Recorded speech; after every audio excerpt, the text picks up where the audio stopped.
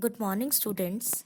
Today, I'm going to start the pharmacology portion, which is included in your BMS curriculum. First, we will start with the discussion on some general aspects of pharmacology, like the definition of the pharmacology, the definition of the drug, subdivisions of pharmacology, and in how many categories various drugs are divided, and what are the basis of nomenclature of these drugs, what is the source of these drugs, and how do they work or function in the body, the pharmacokinetics and the pharmacodynamics of the drugs. So all these aspects will be discussed in this lecture. Let's start with the definition of pharmacology. So the word pharmacology is derived from two Greek words. First one is the pharmakon and the logos. Pharmakon, it means a drug, and the word logos, it means a science. So pharmacology is basically the science of drug. The science of drug which deals with the mechanism of action, the therapeutic uses, adverse effects, and the fate of drug in human being or in animals. Oswald Schmidberg, he is the father of pharmacology. And after this, the important question is that what is a drug? Actually, drug is a chemical molecule which is administered exogenously to attain the desired effect. But WHO has given a very clear-cut definition of the drug, which is as follows. Drug is any substance or product that is used or intended to be used to modify or to explore the physiological system or the pathological state for the benefit of the recipient. So anything or any substance which is used to alter the physiological system or the pathological state of the recipient comes under the category of drug. Categories of the drugs. All the drugs which are available in the market, they broadly falls into two categories, that is the prescribed drugs or the non-prescription drugs. First we will take the prescription drugs. So prescription drugs or prescribed drugs, these are those drugs for which a prescription from a registered medical practitioner is required for the sale of these drugs.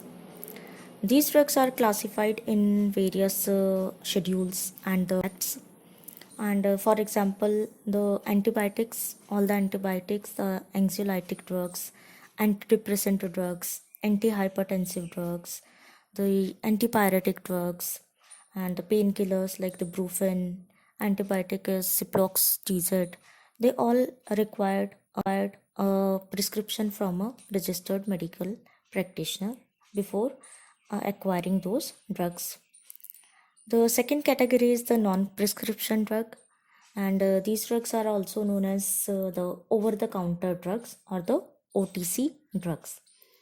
Non-prescription drugs are those which are sold in market by the chemist without requiring a prescription from a registered medical practitioner. These drugs are very safe to be used, so these are allowed to sell freely in the market, and that is why these are known as over-the-counter drugs. For example, the vitamins, vitamin C, vitamin B, iron, the antacids like the ranitidine and PCM, paracetamol, all these are over-the-counter drugs. Drug nomenclature. Each and every drug, it has three types of name. The first one is the chemical name. The second is non-proprietary name, or we can say the generic name. The third is proprietary name, the trade name or the brand name. Chemical name. Chemical name is the name given according to the chemical constituent of the drugs. These names are very complex names, and it is very difficult to remember them or write them in a prescription. And when the drug is in developmental phase, sometimes approved names are not assigned to them. So at that time, the drug manufacturer, they use some code name for their convenience, and these code names are based on the chemical nature of the drug. Later on, when the drug is fully prepared and it is therapeutically potent, then these code names are approved, and in future they became the chemical name of these drugs. For example, drug Prodafine, before approval, it is known by its code name SKF525A. Non-proprietary names. Non-proprietary names are assigned by these are the names which are assigned by the United States Adopted Names Council or by the British Approved Name Council. These names are only assigned after the drug is found to be potentially therapeutic usefulness, and these names are uniformly distributed throughout the world by means of an international agreement which is made through WHO. All the countries have an international agreement, and these names are uniformly spelled throughout the world. When sometimes the non-proprietary names, they are included in an official pharmacopoeia of some country, they became an official name, and these official names are also referred to as the generic names. So the non-proprietary names are also known as the generic names. The allotment of these generic names, they have some sort of some element of drug categorization also, because they have some common endings, words, which indicate their pharmacological classification, or which indicates that the particular drug, it belongs to a particular classification, pharmacological classification. For example, we have many drugs which ends with the word olol. So the drugs, or the name of the drug which ends with the word olol, they belongs to the beta adrenergic receptor blocker group.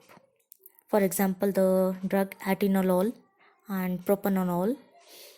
Similarly, we have some drugs which ends with the word cane.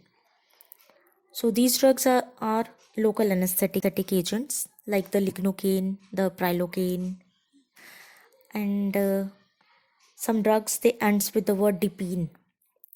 So these drugs are calcium channel blockers, which is used to treat the hypertension, like the nifedipine, amlodipine. We also have some drugs which ends with the word cycline. The tetracycline group is a popular antibiotic group which ends with the word cycline, like the doxycycline and the minocycline. The drugs which end the word prazole, they are grouped under the proton pump inhibitor. For example, the omeprazole and the lansoprazole. Some drugs end with the word sartan. These are the drugs which belongs to the category of angiotensin receptor antagonist. These are also used to treat the hypertension, like the telmisartan, candesartan, losartan. These all are antihypertensive agents. We also have some drugs which ends with the word statin, and these are hyperlipidemic agents like the atorvastatin and rosuvastatin. Proprietary names. These are the copyrighted or the registered names of the drugs by which these drugs are sold in the market by the drug company. These names, proprietary names, are small, they are simple and easy to recall. call, and there may be several trade name or the proprietary name from different countries for the same non-proprietary drug. For example, the non-proprietary drug aspirin. Uh, the chemical name of aspirin is acetyl salicylic acid, and it is sold in the market by the trade name of Ecospirin, Loprin DS, Desprin, and Mazoral. These all are the proprietary names or the trade names which are given by different companies for the same or the single non-proprietary name aspirin. Similarly, the non-proprietary drug paracetamol, which is chemically para-acetaminophenol group, and it is sold in the market with the name of Crocin and Calpol by two different companies. Prototype drugs. These are the original or the most common drug belonging to a particular pharmacological group. In short, these are the parental drugs, and all the other drugs which belongs to this pharmacological group, these are developed from this prototype drugs. So such a selected drug is known as the prototype drug. For example, the group for lignocaine is a prototype drug for local anesthetic agents. All the other local anesthetic agents, they are derived from the basic drug lignocaine. And similarly, the drug morphine. Morphine is a prototype drug for other narcotic analgesic group.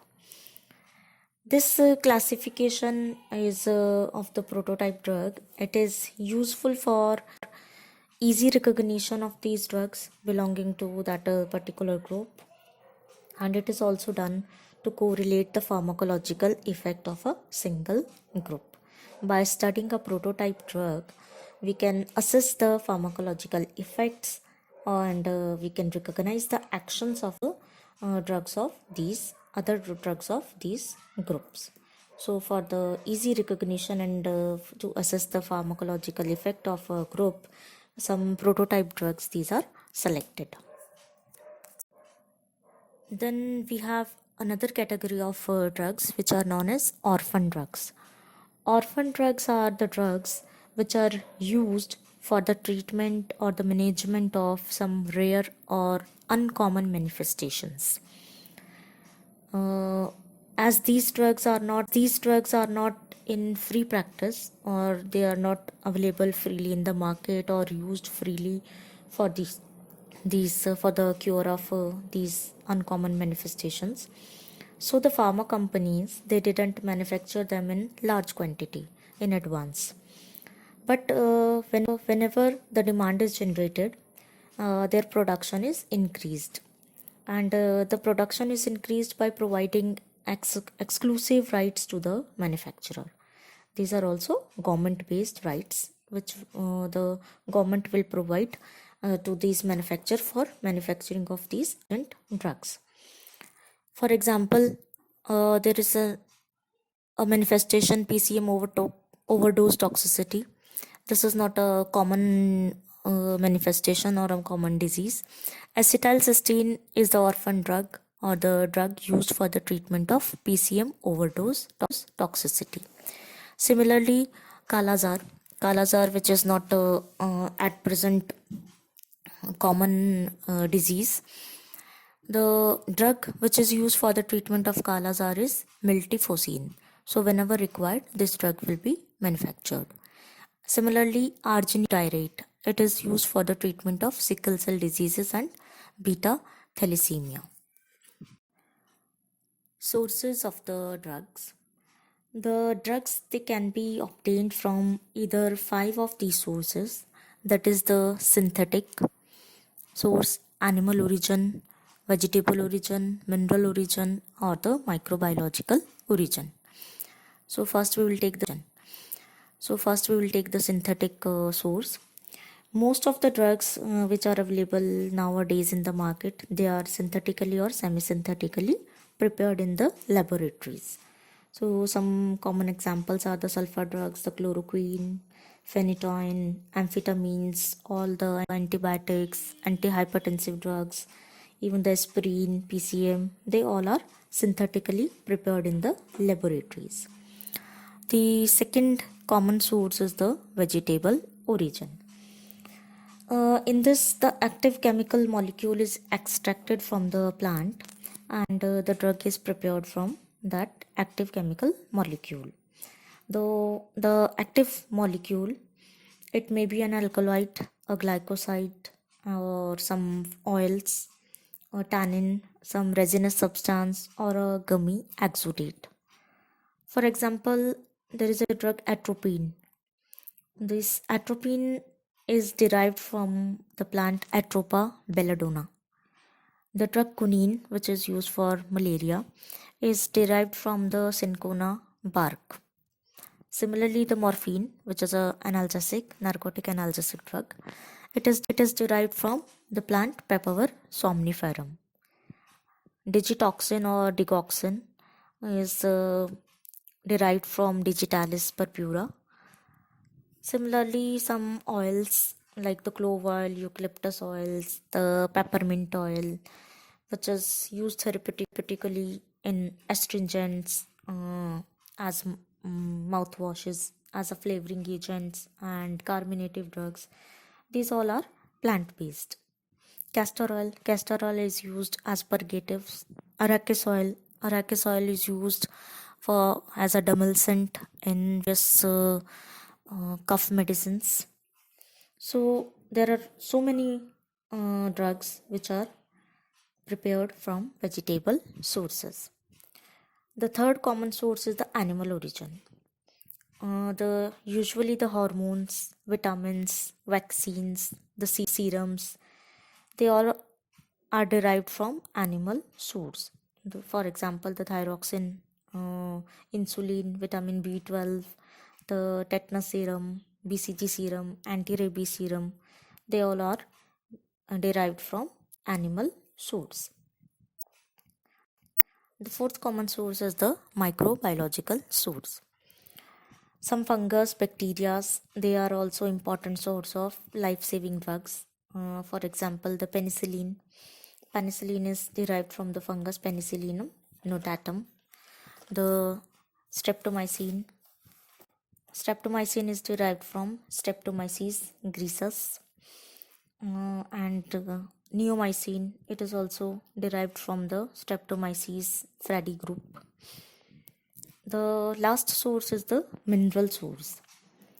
Many pharmacotherapeutic agents, they are derived from the minerals. For example, the ferrous sulfate, which is used in anemia, magnesium sulfate, which is used as a purgative drug, sodium bicarbonate or the calcium bicarbonate, these are constituent of antacid drugs. Aluminium silicate, it is also a constituent of antidiarrheal preparations. Liquid paraffin, which is very commonly used as purgative and laxative drug, belongs to the. As we know that pharmacology is a vast science, so it is further subdivided into many specialized categories, and some of these categories are enlisted here, which are the pharmacokinetics, pharmacodynamics, pharmacotherapeutics, the clinical pharmacology, toxicology, pharmacogenetics, the pharmacogenomics, pharmacoepidemiology, and the pharmacovigilance. Pharmacokinetics. Pharmacokinetics is the science which deals with what the body does to the drug. In short, we can say that it is a quantitative study of the drug movement in, through the body and out of the body. A systematic representation of the principles of pharmacokinetics, it is given here. First, the drug is consumed and then it is transported to the stomach where it is undergoes absorption. Then the drug is distributed. Some of the portion is stored in some tissues and some divided into free drug. Then the free drug is undergoes metabolism, and after the metabolism, there are two phases of the drug. The unused drug is excreted out, and the benefit or the useful drug, it binds to the receptor and shows the action of that particular drug. So this is the nutshell of the pharmacokinetics, which is ADME: the absorption, distribution, metabolism, and elimination or excretion of the drug. Pharmacodynamics. Pharmacodynamics is the science which deals with what the drug does to the body.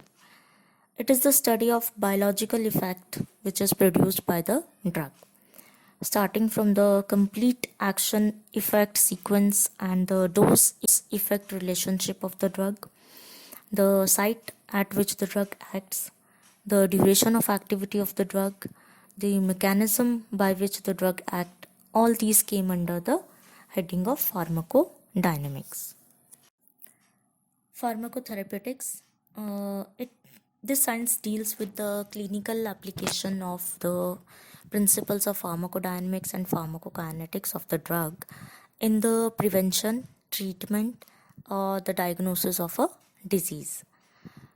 The clinical pharmacology. Clinical pharmacology is the science which deals with the protocol formation of the clinical evaluation of a new drug in healthy volunteers and in patients. In this, research protocols are manifested or they are formed.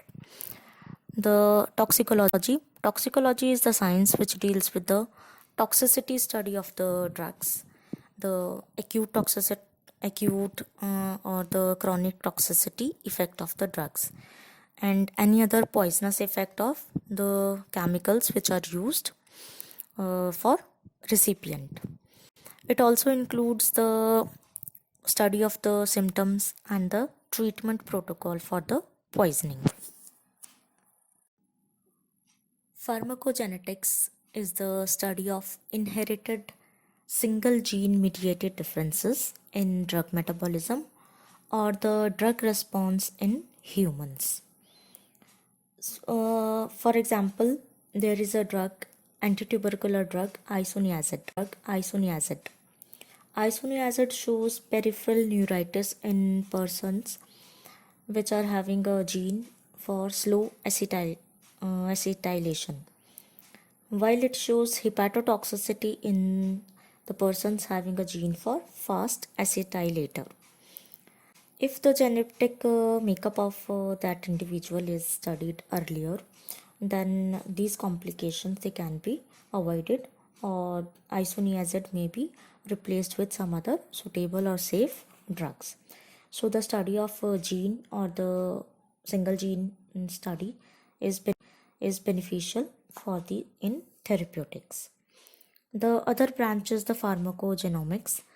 Pharmacogenomics is actually a recent or an advanced branch of pharmacogenetics.